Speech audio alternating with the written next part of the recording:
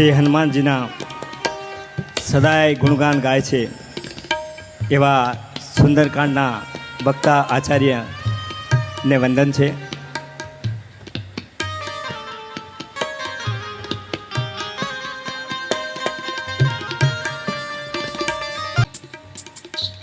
અને એમની સુંદર વાણીનો આપણને 2 મિનિટ લાભ આપશે સુંદરકાંડના આચાર્ય શ્રી ત્રિવેદી. हेलो, बोलो श्री भागवत भगवान की जय, कृष्ण कन्हैया लाल की जय, सियापति रामचंद्र भगवान की जय, पवन पुत्र हनुमान महाराज की जय. આપણે આ ડોંગરીજી મહારાજનું મેં આ ભાગવત ગીતા મને આપી છે, કથા, ભાગવત કથા, ગીતા નહીં કથા. તો એનો એક મને કિસ્સો યાદ આવે છે કે એકનાથજી કરીને મહારાજ હતા.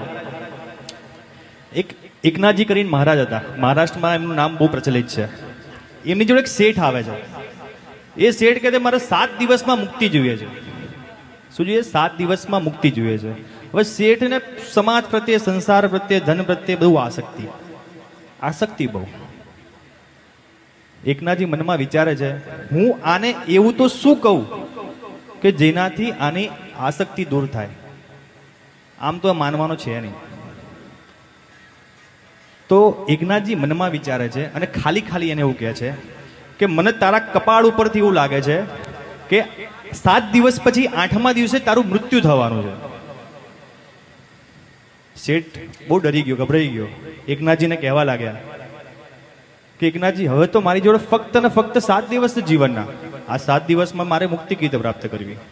જો મોક્ષ છે ને, મોક્ષ એ કોઈ જગ્યાનું નામ નથી. દરેક મોહનો ક્ષય થઈ જવો એનું નામ મોક્ષ છે. સ્વર્ગ જગ્યા છે, નરક એક જગ્યાનું નામ છે, પણ એવી અવસ્થા પ્રાપ્ત કરવી એનું નામ મોક્ષ છે, મુક્તિ છે. તો એકનાથજી મહારાજ કહેવા લાગે તને હું 7 દિવસમાં 101% તને હું મુક્તિ પ્રાપ્ત કરાવવા પ્રયત્ન કરીશ, પરંતુ તારે 2 વસ્તુનો ત્યાગ કરવો પડશે. કઈ 2 વસ્તુ? એક તો કોઈ પણ વ્યક્તિ માટે વેર નહીં રાખવાનો, દ્વેષ ભાવના નહીં રાખવાની. કારણ કે મનની કલા હોય છે. મનના 3 પ્રકારના પાપ હોય છે. કયા કયા પાપ? દ્વેષ,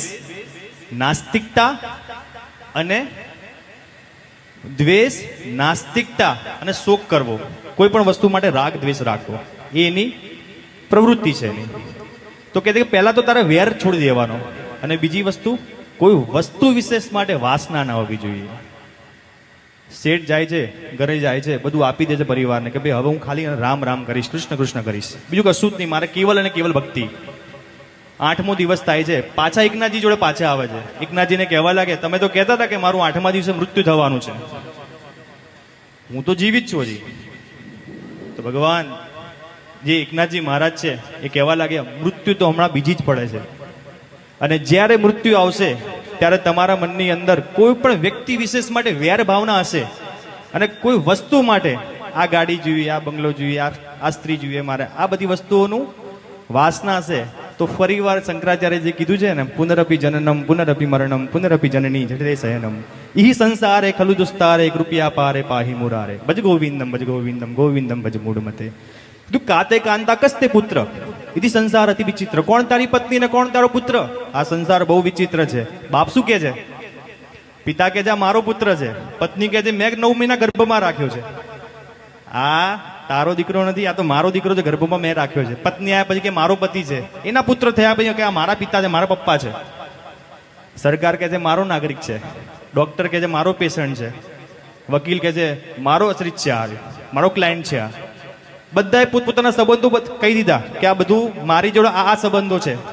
છેલ્લે અગ્નિનારાયણ દેવથી રહેવાયું નહીં, કીધું આ દેહ તો મારો છે, છેલ્લે હું આને સળગાવી નાખવાનો છું. જંગલમાં રહેલું લાકડું છે ને એ જ મારી સાથે અંત સમય મારી જો ઊંઘવાનું છે. એટલે કોઈનું છે નહીં. કેવલ અને કેવલ ભક્તિ, ભક્તિ અને ભક્તિ. ભક્તિથી જ દરેક વસ્તુઓ ખુલે છે, દરેક રસ્તાઓ ઈશ્વર ખોલે છે, પણ કેવલ એના પ્રત્યે નિષ્પૃહ ભાવના, નિર્ભરા ભક્તિ, કેવલ અને કેવલ ઈશ્વરની ભક્તિ. જે હનુમાનજી મહારાજને પ્રભુ રામ પ્રત્યે હતી, અર્જુનને કૃષ્ણ ભગવાન પ્રત્યે હતી, એવી શરણાગતિ ઈશ્વરની પ્રાપ્ત થાય તો જ આ વેર અને વાસના ચક્કરમાંથી મુક્ત થઈએ, તો જ આ કારણ કે છે ને કહું કોઈ પણ વસ્તુ ખાલી રટણ કરવાથી કોઈ મતલબ છે નહીં, એનો મર્મ સમજવો પડે. કોઈ પણ પુસ્તકનું જ્ઞાન હોય, કોઈ પણ પુસ્તકનું જ્ઞાન હોય, એમાં 3 વસ્તુ બહુ મહત્વની છે.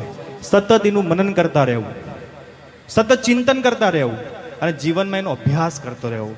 બાકી બહુ જ કથાઓ લોકો કરે છે, મહારાજશ્રી પણ કરે છે, ઘણાના કંઠસ્થ પણ છે, પણ જ્યારે મનન ચિંતન અને અભ્યાસમાં જીવનમાં ઉતારવા પ્રયત્ન ના કરીએ ત્યાં સુધી આ બધી વસ્તુ નકામી છે. એટલે મનન ચિંતન અને જીવનમાં સતત અભ્યાસ.